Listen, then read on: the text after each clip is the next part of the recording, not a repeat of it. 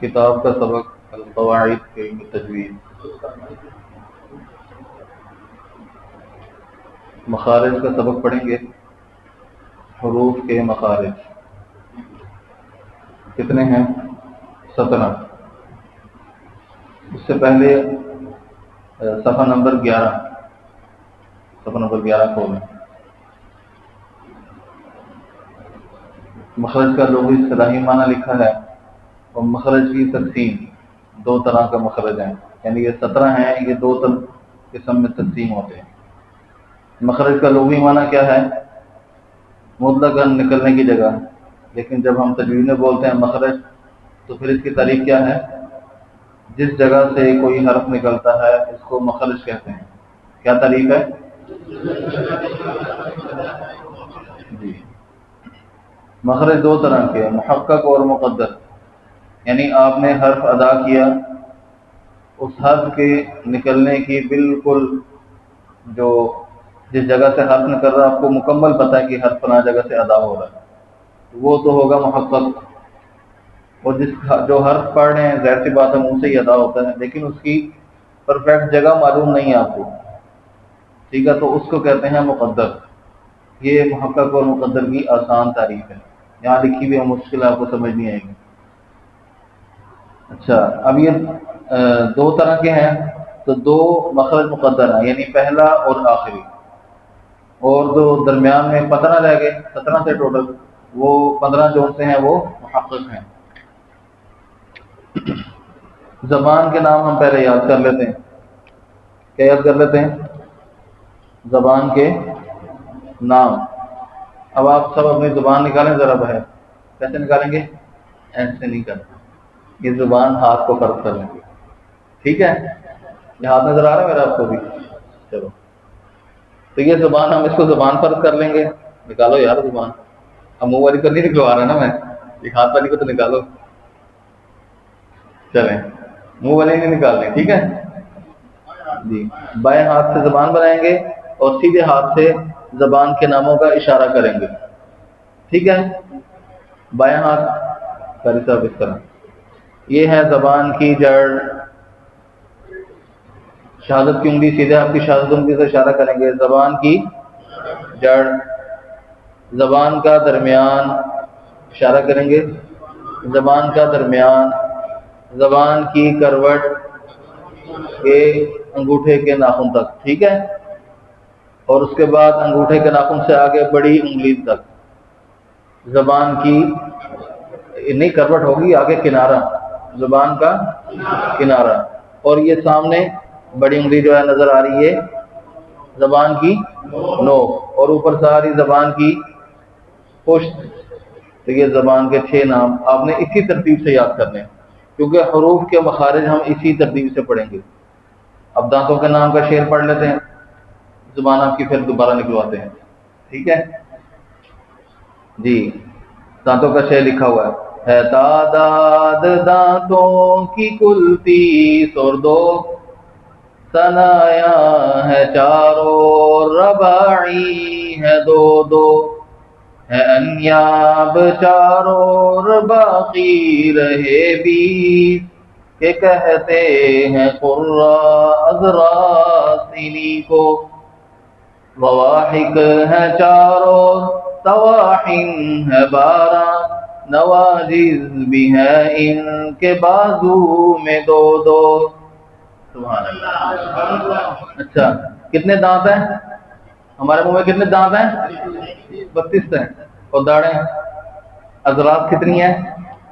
20۔ کتنے ہو گئے ٹوٹل؟ 50 کے اوپر ہو گئے نا۔ آپ جن تو نہیں ہے، انسان ہی ہے نا؟ ہاں، تو دانت کتنے ہیں؟ 12، اور داڑیں 20 ہیں، ٹھیک ہے؟ چلیں اب ہم مخارج پڑھ لیتے ہیں۔ صفحہ نمبر 14 پر مخارج لکھے ہوئے ہیں، ٹھیک ہے؟ اب یہ ہم اسی طرح زبان نکالیں گے۔ منہ کا خالی حصہ، یعنی حرف حلق سے نکلتا ہے اور اس طرح باہر، منہ کے خالی حصے سے کون سا حرف ادا ہوتے ہیں؟ حروف مدہ، ٹھیک ہے؟ الف، واو اور یا۔ جب ان کو پڑھیں گے کیسے؟ با،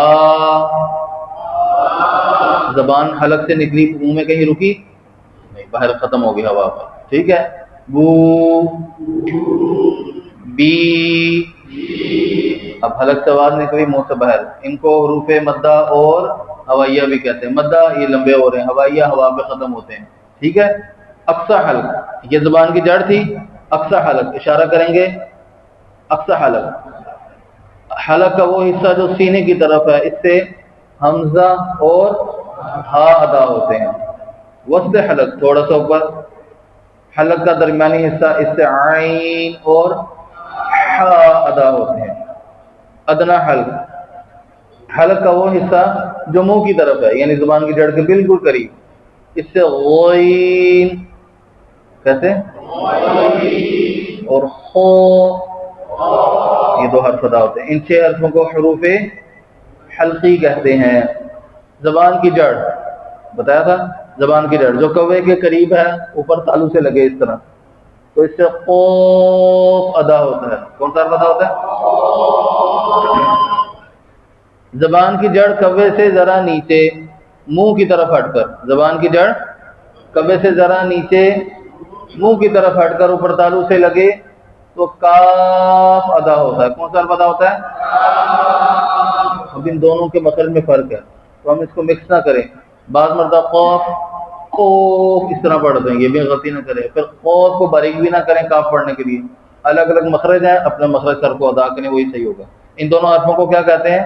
لہاویہ, لہاتیہ, دونوں نام اس کے. زبان کا درمیان جب بالمقابل اوپر تالو سے لگے تو جیم, زبان کا درمیان آگے درمیان یہ والا. زبان ہماری آدھی جڑی ہوتی ہے نا, آدھی حرکت کرتی, تو جو حرکت کرتی ہے اس کا درمیان بتانا ہے. ٹھیک ہے. زبان کا درمیان جب بالمقابل اوپر تالو سے لگے تو کون کون سے پتہ ہوتے ہیں؟ شی اور یا کون سا؟ غیر مدہ. مدہ تو ہم نے پہلے پڑھ لیا نا مخرج نمبر 1 میں, تو غیر مدہ اور غیر مدہ میں لین بھی آتا ہے, متحرک بھی آتا ہے, وہ یہیں سے ادا ہوگا. زبان کی کروٹ بتائی تھی انگوٹھے تک. زبان کی کروٹ جب اوپر کی داڑھوں کی جڑ سے لگے تو کون سا حرف ادا ہوتا ہے؟ وود. سنیں پہلے سنیں, وود, یہ حرف ادا ہوتا ہے. اس کے بعد زبان کا کنارہ, زبان کا کنارہ تھوڑا سا, کچھ حصہ زبان کی کروٹ کا, کچھ حصہ زبان کی کروٹ کا, اوپر کے 3 دانت اور ایک داڑ کے مسوڑے سے لگے تو لام ادا ہوتا ہے. کون سا ادا ہوتا ہے؟ زبان کا کنارہ, اب یہ تھوڑا سا آگے چلا جائے گا مخرج. زبان کا کنارہ اوپر کے 3 دانتوں کے مسوڑوں سے لگے تو نون ادا ہوتا ہے. یہاں تک ہماری تفسیر نمبر 4 بھی ہوگی, ہے نا جی. زبان کا کنارہ, کچھ حصہ زبان کا کنارہ اوپر کے 2 دانتوں کے مسوڑوں سے لگے اور زبان کی پشت یہ تھوڑی سی اوپر تالو سے لگے, اس طرح تھوڑی سی زبان ٹیڑھی ہوگی لگے گی, اس سے صفت تقریر ادا ہوتی ہے. زبان اس طرح لگنی بھی چاہیے. ٹھیک ہے. زبان کا کنارہ اوپر کے 2 دانتوں کے مسوڑوں سے لگے اور زبان کی پشت اوپر تالو سے لگے تو اس سے حرف کون سا ادا ہوتا ہے؟ رو جی. اس کے بعد مخرج نمبر 12, زبان کی نوک جب سامنے کے اوپر والے 2 دانتوں کی جڑ سے لگے. زبان کی ادھر اشارہ کریں, ادھر اوپر, اس طرح نہیں اشارہ کرنا. ٹھیک ہے. یہ زبان میں بنائیں گے نا, اسی پہ اشارہ کریں, پھر یاد بھی رہیں گے. زبان کی نوک جب سامنے والے اوپر کے 2 دانتوں کی جڑ سے لگے تو اس سے کون سا حرف ادا ہوتے ہیں؟ قو, دال, تا, یہ 3 حرف ادا ہوتے ہیں. مخرج نمبر 13, زبان کی نوک جب سامنے کے اوپر اور نیچے والے دونوں دانتوں کے درمیان آئے, یعنی لگے. درمیان میں آنے سے مراد یہ نہیں کہ اس کو پکڑ لیں, دانتوں سے پکڑنا نہیں ہے, یعنی نہ اوپر ہو زبان نہ نیچے ہو, درمیان میں ہو اور لگے نہیں. ٹھیک ہے. تو اس سے کون سا پتہ ہوتے ہیں؟ زا, سین, صاد. مخرج نمبر 14, زبان کی نوک سامنے والے اوپر کے دو دانتوں کے سرے سے لگے، زبان کی نوک دو دانتوں کے سرے سے لگے، تو اس سے او، لال، سا، یہ تینوں حرف ادا ہوتے ہیں۔ مخرج نمبر 15، سامنے والے اوپر کے دو دانت نیچے والے ہونٹ کے درمیان میں لگے، تو اس سے فا ادا ہوتا ہے۔ ہونٹوں کو اندر لے جانے کی ضرورت نہیں ہے، نارمل جس طرح دانت لگتے ہیں اس طرح لگا لیں بس جی۔ مخرج نمبر 16، اس کے 3 پوائنٹ ہیں۔ ہونٹوں کے ناک، پہلا پوائنٹ، ہونٹوں کے ناک تمام گول کرنے سے، پہلے ہونٹ گول کرنے، بعد میں حرف پڑھنا ہے۔ واو ادا ہوتا ہے۔ ہونٹوں کے تری والے حصے کو ملانے سے با ادا ہوتا ہے۔ ادھر دیکھیں گے، ہونٹوں کے تری والے حصے کو ملانے سے با ادا ہوتا ہے، ہونٹوں کے خشکی والے حصے کو ملانے سے میم ادا ہوتا ہے۔ مخرج نمبر 17 بتایا تھا آپ کو، مقدر ہے یہ آخری مخرج۔ خیشوم، ناک کا بانسا، اس سے حرف غنہ ادا ہوتا ہے۔ یہ 17 مخرج ہمارے مکمل ہو گئے۔